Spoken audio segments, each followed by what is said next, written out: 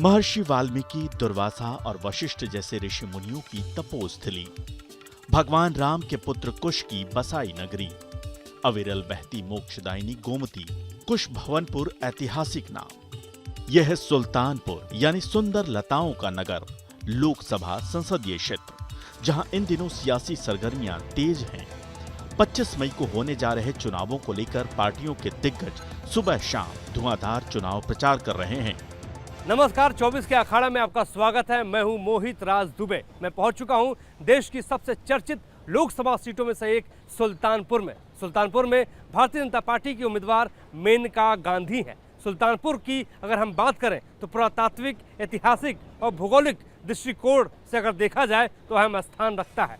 ऋषि दुर्वासा और महर्षि वाल्मीकि की ये तपोस्थली है। आज़ादी की लड़ाई में सुल्तानपुर के लोगों ने अंग्रेजों के दांत खट्टे किए थे, जिसका जिक्र जवाहरलाल नेहरू ने अपनी आत्मकथा में भी की है। मौजूदा सूरत हाल में अगर लोकसभा चुनाव के लिहाज से देखा जाए तो यहाँ से महागठबंधन के उम्मीदवार राम भुआल निषाद हैं, तो मेनका गांधी और महागठबंधन के उम्मीदवार को टक्कर देने के लिए बहुजन समाज पार्टी यहाँ पर खड़ी है। इसके साथ ही साथ अब सवाल ये उठता है कि इस बार यानी सुल्तानपुर के भीतर क्या सियासी मुद्दे हैं, जनता किन मुद्दों पर अपने मताधिकार का इस्तेमाल करेगी और विपक्ष के चक्रव्यूह को कैसे भेद पाएंगी मेनका गांधी। आइए समझते हैं। उत्तर प्रदेश की हॉट सीटों में से एक सुल्तानपुर से बीजेपी के टिकट पर पूर्व केंद्रीय मंत्री मेनका गांधी चुनाव लड़ रही हैं। बीजेपी उम्मीदवार मेनका गांधी के सामने विपक्षी इंडिया ब्लॉक की ओर से समाजवादी पार्टी ने पूर्व मंत्री राम भुआल निषाद और बीएसपी ने उदयराज वर्मा को उतारा है। एसपी के निषाद और बीएसपी के कुर्मी कार्ड ने बीजेपी के लिए इस सीट पर चुनौती कड़ी कर दी है। ये बताइए कि इस बार सुल्तानपुर चाहता क्या है, मन क्या है उसका? सुल्तानपुर कुछ चाहता ही नहीं है। जो मेनका गांधी थी, मेनका गांधी रहेंगी और कुछ चाहता ही नहीं है और कोई चुना ही नहीं है। मेनका गांधी के बारे में आप इतना आश्वस्त क्यों है, क्या लग रहा है? हम लोग मेनका गांधी या राजीव गांधी या राहुल गांधी किसी से मतलब नहीं रखते। ये चुनाव लोकसभा का है और मोदी जी के साथ है, पूरा देश मोदी जी के साथ है। और मोदी जैसे लोग कहते हैं महंगाई बहुत है, बेरोजगारी बहुत है, बेरोजगारी की बात वही करता है जो काम करना नहीं चाहता। शिक्षा पे 18% जीएसटी और हीरे पे 3%, यही सरकार है। जवाब दीजिए। देखिए, सारी प्रॉब्लम जितनी है ना इन्हीं लुंगी वालों को है इस सरकार से, इसको जान लीजिए। दूसरी बात जानिए कि मोदी जी को जिस लिए 2014 से हम लोग वोट देते आए हैं, वो न महंगाई पे देते आए हैं, न बेरोजगारी पे देते आए हैं। हम देते आए हैं सीधे 35 उसने हटाया, 370 उसने हटाया, 3 तलाक उसने हटाया। अब की देने जा रहे हैं यूसीसी पे, जनसंख्या बिल पे देने जा रहे हैं। मुद्दा तो ये होना चाहिए कि हमें रोजगार कहाँ से मिलेगा, बच्चों की शिक्षा कैसे होगी, स्वास्थ्य व्यवस्था कैसे सही होगी, सड़क कैसे सही होगी, पर्यावरण कैसे सही होगा, लोग आपस में एक कैसे होंगे। समाजवादी पार्टी जीत रही है। कहीं जीत रही है समाजवादी पार्टी? बहुत अच्छी तरह से गठबंधन जीत रही है। क्यों जीत रही है, यही तो बताइए ना। क्या काम किया गठबंधन ने? बहुत काम कर रही है, काम बहुत ज्यादा हो रहा है। अब की देखिएगा। 2019 के लोकसभा चुनावों की अगर बात की जाए तो यहां बीजेपी की मेनका गांधी ने 4,59,196 वोट पाकर विजय पताका फहराई थी, तो वहीं बीएसपी के चंद्रभद्र सिंह ने 4,44,670 वोट पाकर दूसरा स्थान हासिल किया था, जबकि कांग्रेस के डॉक्टर संजय सिंह को महज 41,681 वोट मिले थे। लेकिन इस बार की तस्वीर क्या है, ये हमने युवाओं से जानने की कोशिश की। काल से आप क्या कहेंगी, इस बार चुनाव में आप क्या मांग करती है? सुल्तानपुर की जो बेटियां हैं वो क्या मांग कर रही हैं? यही मांग कर रही हैं कि बेरोजगारों को रोजगार दें, रोड सफाई और पानी की व्यवस्था, बिजली भी जैसे कि सिटी में तो रहती है पर सिटी से जैसे 1 किलोमीटर बाद अगर आप जाओ तो लगभग काट देते हैं, तो इन सारी चीज़ों की व्यवस्था करा दे ताकि बिजली भी पूरी तरह से मिले, क्योंकि बच्चे तो मेन सिटी में महंगाई की वजह से रहेंगे नहीं, वो थोड़ा हटके ही रहेंगे जहाँ शांति का माहौल पाएंगे पढ़ने वाले, तो वहाँ पर भी बिजली की व्यवस्था अपना सही कर दें। सुल्तानपुर लोकसभा सीट में 5 विधानसभाएं इसौली, सुल्तानपुर, सुल्तानपुर सदर, लंबुआ और कादीपुर आती हैं। साल 2022 विधानसभा चुनाव में बीजेपी ने 4 सीटों पर कब्जा किया था, जबकि समाजवादी पार्टी के खाते में सिर्फ 1 सीट आई थी। सुल्तानपुर में कुल 18,34,355 मतदाता हैं, जिनमें से 9,54,358 पुरुष मतदाता हैं, जबकि 8,79,932 महिला वोटर्स हैं। लेकिन इस बार सुल्तानपुर की सल्तनत किसे मिलेगी, ये हमने ग्राउंड पर जाकर जानने की कोशिश की। तो सुल्तानपुर में क्या मुद्दा चल रहा है, सियासत का क्या मुद्दा है? मुद्दा तो यही चल रहा है कि मोदी जी तो आ ही रहे हैं कहाँ आ रहे हैं? प्रधानमंत्री दोबारा बनने के लिए, और क्या। तो किस मुद्दे पे उनको आप वोट डालेंगे? मुद्दे पे क्या है कि कुछ है ज़रूर भाजपा में कि जैसे महंगाई उगाई का कुछ मुद्दा है, लेकिन देखिए अभी पब्लिक का रुख क्या होता है। अभी तो इलेक्शन में टाइम है। महंगाई मुद्दा है तो मोदी जी आ रहे हैं कि जा रहे हैं फिर? नहीं, मोदी जी तो आना चाहिए। आना चाहिए। बच्चे बेरोजगार घूम रहे हैं। अब कि कोई आप देखिए भाजपा के साथ कितने बच्चे आते हैं, मतलब युवा कितने आ रहे हैं आप देखेंगे कि है कोई युवा जो है, मतलब इनके मीटिंग या प्रचार प्रसार में कोई युवा नहीं जा रहा है। 10 बहुत बिरले ही जा रहे हैं। मामला मेनका गांधी का है और रामभुआल निषाद का है, तो आपको किसका मामला टाइट लग रहा है? टाइट मामला देखिए लग रहा है रामभुआल निषाद का, क्योंकि 3 जातियां जो हैं, स्पेशली यादव, मुसलमान और निषाद केवट मल्लाह, जिससे भारी लग रहा है कि मेनका अब की 12,000 वोट से जीती थी, हैं? अब की मुश्किल लग रहा है कि बीजेपी ने सुल्तानपुर लोकसभा सीट से ज्यादातर चर्चित चेहरों पर दांव आजमाया। इसमें वो काफी हद तक कामयाब रही है। इस बार फिर बीजेपी ने 8 बार की सांसद मेनका गांधी को यहां से चुनावी अखाड़े में उतारा है। सुल्तानपुर की सल्तनत को जीतने के लिए महागठबंधन ने चक्रव्यूह बनाया है और उस चक्रव्यूह को तोड़ने के लिए लगातार मेनका गांधी मेहनत कर रही हैं। मेनका गांधी मोदी की गारंटी की बात कर रही हैं। मेनका गांधी ये कह रही हैं कि एक बार फिर से मोदी सरकार बनी तो सुल्तानपुर का सर्वांगीण विकास होगा। लेकिन सवाल ये भी है कि अगर सर्वांगीण विकास की बात मेनका गांधी जिस तरीके से कर रही हैं, जनता इस मुद्दे पर किस तरीके से उनके इस दावे पर यकीन कर रही है, यही समझने के लिए लगातार हम हर तबके के लोगों से बात कर रहे हैं। लगातार 2 चुनाव जीतने वाली बीजेपी इस बार हैट्रिक लगाने की जुगत में है। वो मोदी की गारंटी, सांसद और सरकार के कामकाज, बड़े चेहरे और सबके विकास के मुद्दे को लेकर चुनावी समर में है। बीजेपी विपक्षी दलों पर यह कहकर हमलावर है कि ये जातिगत और धर्म आधारित राजनीति करते हैं। देश की चर्चित लोकसभा सीटों में से एक सुल्तानपुर की लोकसभा सीट है, क्योंकि यहां से भारतीय जनता पार्टी की कद्दावर नेता मेनका गांधी जी चुनावी मैदान में हैं, पूर्व केंद्रीय मंत्री रह चुकी हैं। पीलीभीत से आप सुल्तानपुर आई हैं। सवाल ये कि सुल्तानपुर कितना अलग दिख रहा है, क्या चैलेंजेस हैं इस बार? जब मैं पहले आई थी 5 साल पहले, तो बिल्कुल ही नई जगह थी मेरे लिए, और ईस्टर्न यूपी और वेस्टर्न यूपी में बहुत फ़र्क है।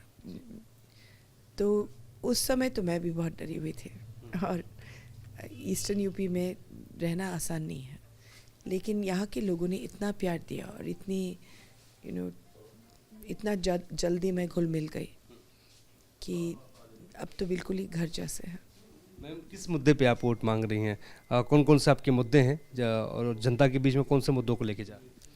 जो हमने 5 साल में किया और जो आगे करने वाले हैं। मोदी जी का सिक्का चलेगा, जो 400 पार का नारा दे रहे हैं, जो उनकी गारंटीज हैं? क्यों नहीं चलेगा, बिल्कुल चलेगा उनकी गारंटीज। आपको लग रहा है कौन से ऐसे बड़े मुद्दे हैं जिसको लेके आप लोगों से मुखातिब हो रही हैं, बातचीत कर रही हैं, रैलियों में बात कर रही हैं? मुझे लगता है कि सुल्तानपुर के लिए जो सब लोग सबसे ज़्यादा चाहते हैं वो है पक्के घर। अब मोदी जी ने बहुत सारे पक्के घर दिए हैं, लेकिन उसमें एक और लालच जग गई कि जिन लोगों को नहीं मिला उनको भी चाहिए। तो वो मेरे लिए वन ऑफ द मेन मुद्दास है। उत्तर प्रदेश में कांग्रेस में पॉलिसीज़ के अलावा आपको चाहिए कार्यकर्ता, आपको चाहिए नेता, वो नहीं रह गए। उत्तर प्रदेश में कांग्रेस के पास कोई नेता नहीं? अभी तो नहीं है, मुझे नहीं लगता। लेकिन विपक्ष बीजेपी को रोजगार, महंगाई और किसानों के मुद्दे पर लगातार घेर रहा है।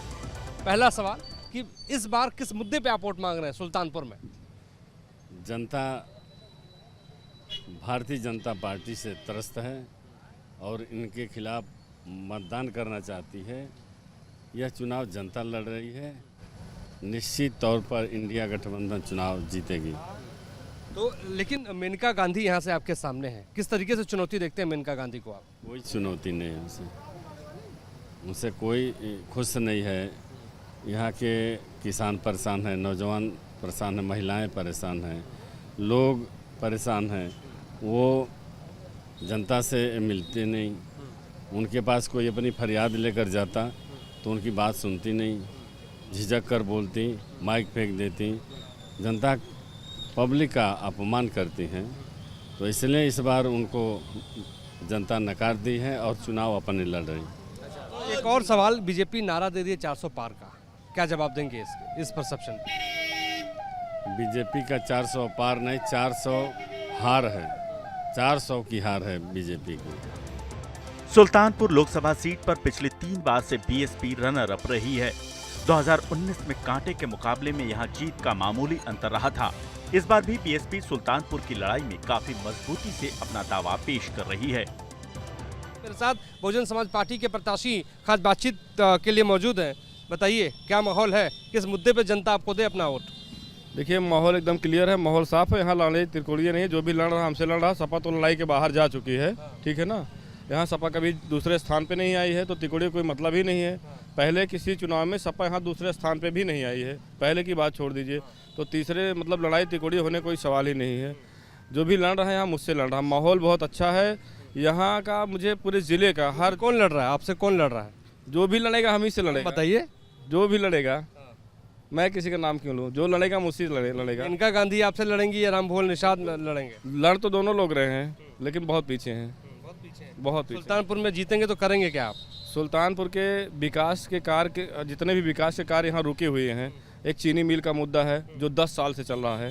पिछले 10 साल से लोग बस आश्वासन दे रहे हैं, सभी नेता, चाहे वो जितने भी नेता हैं यहाँ पे जीत वोट लेके बाहर से आते हैं और जीत के और चले जाते हैं, सिर्फ आश्वासन देते हैं। मैं सुल्तानपुर की जनता के साथ कदम से कदम मिला के चलूँगा और उनके साथ बैठ के उनके विचारों को लेकर जो भी यहाँ विकास के साथ जो विकास की धारा पूरी रुक गई है सुल्तानपुर में, उसको आगे बढ़ाने का काम करूँगा। सारे युवाओं के साथ मिलकर जो युवा सोच है, जो अच्छी सोच है, जो आगे बढ़ना चाह रहे हैं, उनको आगे बढ़ाने का काम किया जाएगा। सभी का सहयोग किया जाएगा। जातीय समीकरणों की अगर बात की जाए तो सुल्तानपुर लोकसभा सीट पर 80% आबादी हिंदू है, जबकि 20% मुस्लिम वोटर्स हैं। इस लोकसभा सीट पर अनुसूचित जाति की आबादी 21.29% है और अनुसूचित जनजाति की आबादी 0.02% है। इस सीट पर मुस्लिम, राजपूत और ब्राह्मण वोटर्स की संख्या भी अच्छी तादाद में है। ये वोटर्स इस सीट पर हार जीत का समीकरण बनाते हैं। न्यूज़पेपर यहाँ से पूरे शहर को जाता है, लोग अखबार खरीदने आते हैं खबर जानने के लिए। लेकिन जो खबर, खासतौर पे जो अखबार बेचते हैं, उनसे हम बात करते हैं, वो समझते हैं कि शहर का क्या मिजाज है और शहर में क्या खबर चल रही है। क्या खबर है सुल्तानपुर में? गठबंधन की है खबर। गठबंधन इतनी मजबूत क्यों है? अब यहाँ पे ऐसे माहौल सुनने में आ रहा है गठबंधन की। अरे बेरोजगारी दूर हो और क्या हो। बेरोजगारी मुद्दा है सुल्तानपुर? हाँ, बेरोजगारी बहुत है। बेरोजगारी है तो कहीं ठेला वाले इधर भाग रहे हैं, कहीं उधर भाग रहे हैं। आज खाने के लिए पैसे नहीं किताब वालों के पास, हमारे पास नहीं। कोई भी पेपर बेचने वाला देखिए छोड़ के चले जा रहा। अब ना दिहाड़ी मजदूर, दिहाड़ी अगर 300 रुपये भी नहीं मिला तो क्या खाएगा आदमी इस महंगाई में? जो महंगाई चल रही है, सरकार तो अलग बात होगी। सरकार तो कहती महंगा नहीं, सब सस्ता है। सस्ता कुछ भी नहीं। आप सब्जी लेने जाएंगे तो अगर 300 रुपये कमा रहे हैं तो 3 बच्चे आप जीवा नहीं सकते ये सब्जी आप। लेकिन मुद्दों के आधार पर सुल्तानपुर की जनता की राय बटी हुई है। युवा और फर्स्ट टाइम वोटर्स को बेरोजगारी ज्यादा सता रही है। तो सुल्तानपुर में हम इस वक्त घूम रहे हैं, हमारे साथ फर्स्ट टाइम वोटर्स हैं। और फर्स्ट टाइम वोटर ही मिजाज तय करता है सियासत का, भविष्य तय करता है हिंदुस्तान का या किसी भी मुल्क का। क्या नाम है भैया आपका? सर प्रांजल यादव। प्रांजल यादव, क्या करते हो आप? अभी इंटर निकला। वोट डालने जाओगे? हाँ जाएंगे। क्या दिमाग में मुद्दा चल रहा है, क्या मुद्दा सुल्तानपुर? सब एजुकेशन का सबसे पहले, क्योंकि हम लोग एजुकेशन कर रहे हैं तो एजुकेशन का मुद्दा ही रहेगा। तो एजुकेशन के लिए उसके बारे में सोच रहे हैं। वैकेंसी आ ही नहीं रही, देख रहे हैं आप लोग। तो वैकेंसी नहीं आ रही तो ऐसे कैसे चलेगा? हाँ, विकास ये जो मतलब बनते हैं सड़क वड़क करोड़ों रुपए का, उसको बंद करके वैकेंसी भरें। उसको ना बनवाए, कोई ज़रूरत नहीं है। तो हमारे निवेदन है सरकार से, हाँ अग्निवीर का, उसे हटा दिया जाए, उसे परमानेंट के दिए। क्योंकि हम लोग आर्मी की तैयारी कर रहे हैं, उसे बंद करना पड़ा है हम लोगों को। तो यही पुलिस देखना पड़ रहा है। यूपीपी भी लीक हो चुकी थी हमारे बीच, तो उसको भी देखो फिर देखो कब चालू करते हैं सरकार जी। जो हमारे लिए करेंगे, हमारे शिक्षक लिए करेंगे या हमारे एजुकेशन सिस्टम के लिए करेंगे, हम उनको सपोर्ट करेंगे, पूरी तरह से करेंगे, चाहे जो भी हो। ग्राउंड पे काफ़ी लड़के दौड़ते थे, जो दौड़ते भी थे वो छोड़ दिए, बोले कि 4 साल हो गए अब इसमें क्या मिलने का। तो सब सुल्तानपुर ही आए हैं, तो तैयारी कर रहे हैं अपने इलाहाबाद से यूपी फिक्स कर रहे हैं। कोई हम इस समय प्रयागराज रहे हैं, प्रयागराज में सारे बच्चे भरे पड़े हैं। अब यही बताइए इनकी सरकार ने क्या किया है, यही बताइए। बताओ बिहार में जब तेजस्वी यादव थे उनके में वो जब वैकेंसी निकाले तो लीक नहीं हुआ पेपर। अब जब नीतीश कुमार आ गए तो उनके राज्य में तो लीक हो जा रहा है। प्लान तो करेगा ही ना, क्योंकि घर की स्थिति खराब है, माँ बाप तो किसान ही है ना, तो यही तो चाहेगा बच्चा कि पढ़े लिखे आगे बढ़ें, यही सोचेगा। 1984 में पहला चुनाव लड़ने वाली मेनका गांधी 8 बार लोकसभा की सदस्य रह चुकी हैं। वो इस बार सुल्तानपुर से फिर चुनावी मैदान में हैं। हालांकि समाजवादी पार्टी के निषाद और बीएसपी के कुर्मी गार्ड ने उनके लिए चुनौती मुश्किल कर दी है। 25 मई को यहाँ वोटिंग है और 4 जून को ये पता चल जाएगा कि सुल्तानपुर ने इस बार यहाँ से किसे सुल्तान चुना है।